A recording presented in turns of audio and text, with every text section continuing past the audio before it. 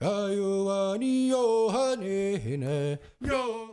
welcome back to the show. Joining us now in studio is Brendan White, Director of Communications for the Saint Regis Mohawk Tribe. Brendan, welcome to the studio. Thank you. Thank you both. So, Brendan, last week the Saint Regis Mohawk Tribe declared a state of emergency here in Akwesasne. Tell me what's happening with that now. Where is it at?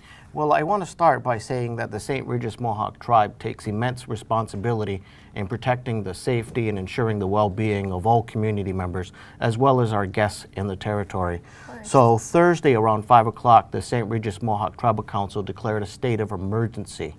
And that state of emergency remains in effect and will only be rescinded under the advisement of the Unified Incident Command, which is comprised of the Saint Regis Mohawk Tribe's Emergency Planning Office, the Saint Regis Mohawk Tribal Police Department, and the Hogansburg-Akwesasne Volunteer Fire Department.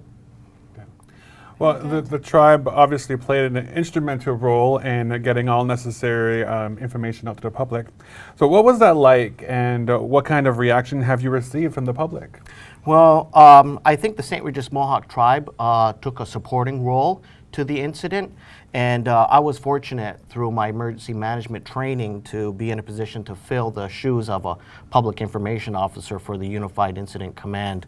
And it was very busy since then, and we're continuing to monitor the situation.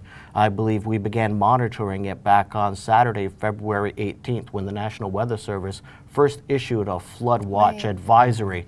And we've been very vigilant in monitoring not only the changing weather, but certainly how that's impacting our community.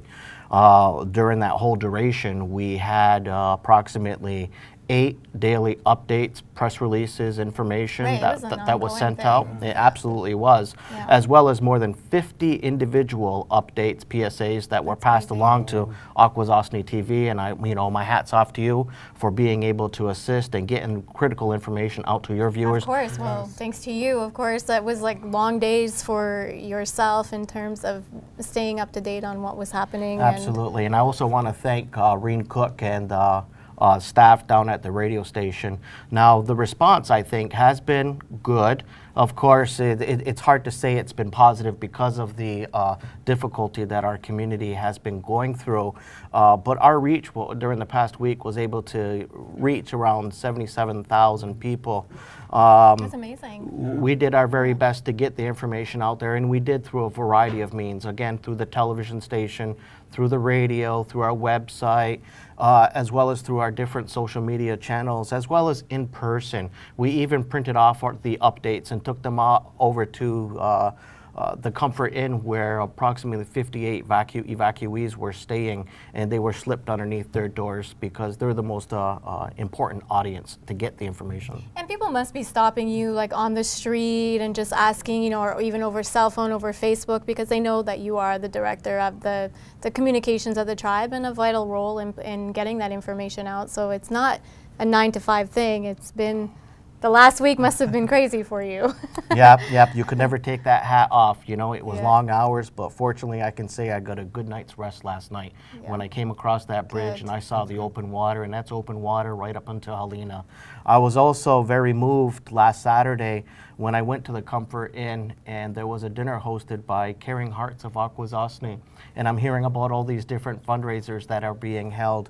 I just want to encourage folks that for all these fundraisers, they're very much appreciated, but to encourage them to utilize the hashtag #AkwesasneFlood for a lot of our tribal members who don't live in the territory but are following the events online.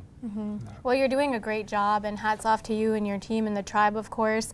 Now, there was some discussion as this event happened. There was a lot of discussion in terms of the dam removal. What effect has it had on the flow of the river, and what are your thoughts on this? Are people reaching out to you, expecting the tribe to make some sort of statement, or what's been going on? Well, now that we've seen a little pause in the situation, we've developed an FAQ, which is going to be up on the tribe's website. We've also made that available to everybody who was affected in the flood area.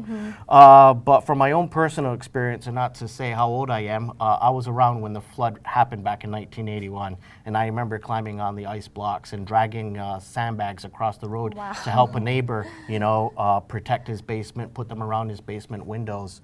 There was also a flood that took place in April of 2014. I'm not sure if people recall when the dam was in place and it backed up and affected the St. Regis Mohawk School.